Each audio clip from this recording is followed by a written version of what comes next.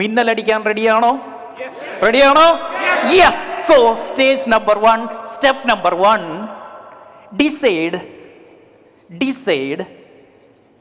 the best niche for you. നിങ്ങൾക്ക് പറ്റിയ ഏറ്റവും മികച്ച നിഷ് മാർക്കറ്റ് കണ്ടെത്തുക. നമുക്ക് പറ്റിയ ഏറ്റവും മികച്ച കുളം കണ്ടെത്താം. ഏറ്റവും മികച്ച കുളം കണ്ടെത്താം എന്നല്ല പറഞ്ഞത്, നമുക്ക് പറ്റിയ ഏറ്റവും മികച്ച കുളം കണ്ടെത്താമെന്നാണ് പറഞ്ഞത്. ഒരുപാട് കുളങ്ങൾ കാണും മീനുള്ള, ഒരുപാട് കുളങ്ങൾ കാണും നമുക്ക് കസ്റ്റമറെ കിട്ടുന്നത്. എല്ലാ കുളത്തിലും പോകാൻ പറ്റില്ല.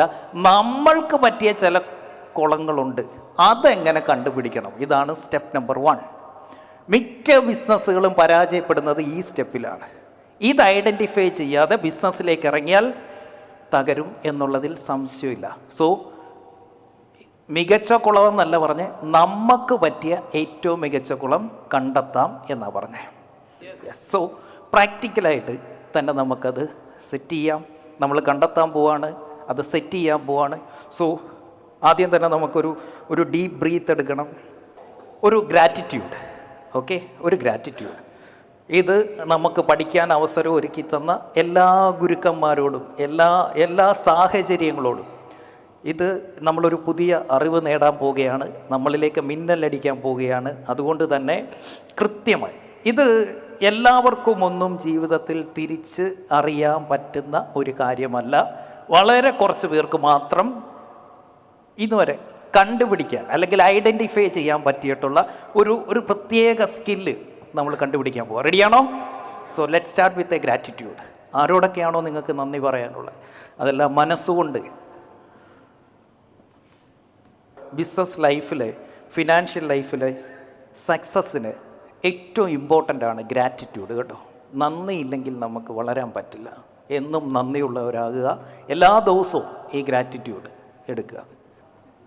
നമ്മളിപ്പം പഠിക്കാൻ പോകുന്നത്, ദൈവം നമ്മളെ ഇങ്ങോട്ട് സൃഷ്ടിച്ച് വിട്ടപ്പോൾ, നിങ്ങൾക്ക് ഇഷ്ടമുള്ള ദൈവത്തിൻ്റെ പേര് വിളിക്കാം, ഈ പ്രകൃതിയിൽ എന്ത് ജീവജാലങ്ങൾ ഉണ്ടായിട്ടുണ്ടോ അതിനെല്ലാം ഒരു സ്പെഷ്യൽ ടാലൻ്റ് ഉണ്ട്. ഒരു പർട്ടിക്കുലർ സ്കില്ലോട് കൂടിയാണ് ഇങ്ങോട്ട് വിട്ടിരിക്കുന്നത്. ആ സ്കില്ലിൽ അല്ലെങ്കിൽ ആ പറഞ്ഞ സ്ഥലത്തേക്ക് എത്തിക്കഴിയുമ്പോൾ നമുക്കറിയാൻ പറ്റും മിന്നലടിച്ചു എന്ന്. അത് ഐഡൻറ്റിഫൈ ചെയ്യാൻ നമുക്ക് ഒരു ഫോർമാറ്റുണ്ട്. അതിന് പറയുന്നതാണ് 3 E's. 3 E. ഒന്നാമത്തെ E ആണ് എക്സ്പെർട്ടൈസ്.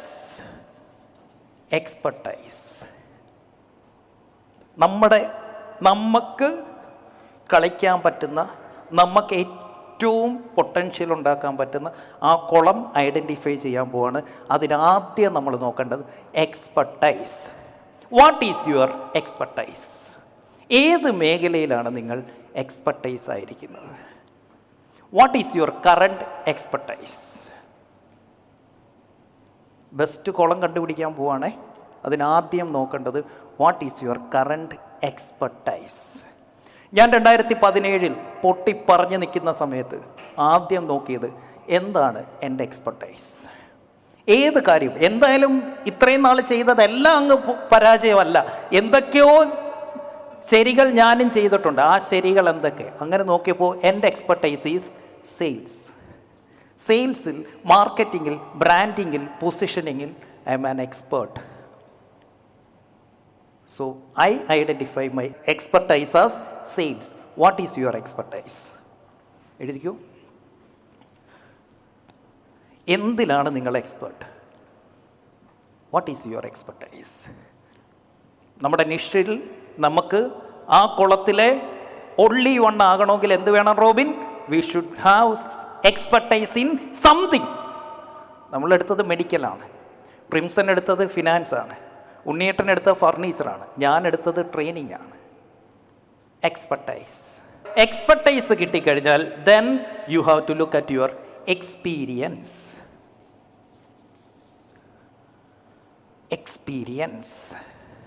ഏത് കാര്യത്തിലാണ് എനിക്ക് എക്സ്പീരിയൻസ് ഉള്ളത്? What's your background? In which area you are having experience? ഏത് മേഖലയിലാണ് എക്സ്പീരിയൻസ് ഉള്ളത്? 3, മൂന്നാമത്തെ E, it's called empathy. Empathy, empathy എന്താ? സഹാനുഭൂതി. സഹാനുഭൂതി. നമുക്ക് എല്ലാ കസ്റ്റമേഴ്സുമായിട്ടും എല്ലാ മനുഷ്യരുമായിട്ടും ഒത്തുപോകാൻ പറ്റത്തില്ല. പറ്റുമോ?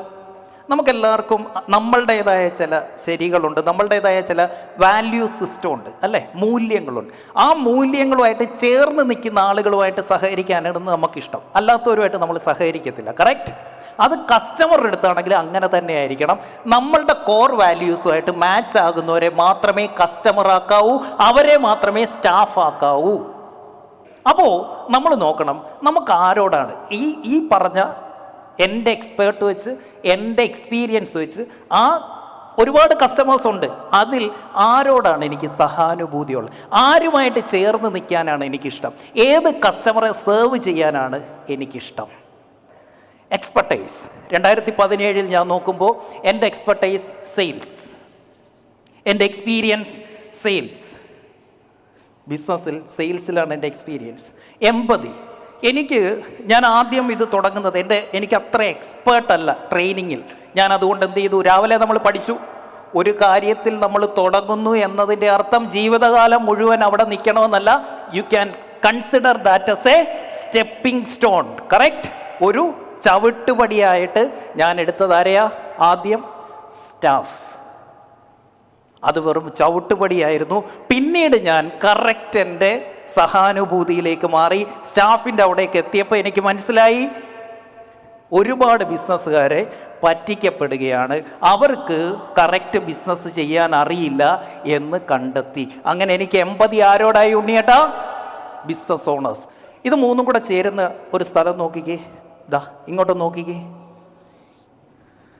ഇത് മൂന്നും കൂടെ ചേരുന്നുണ്ടോ?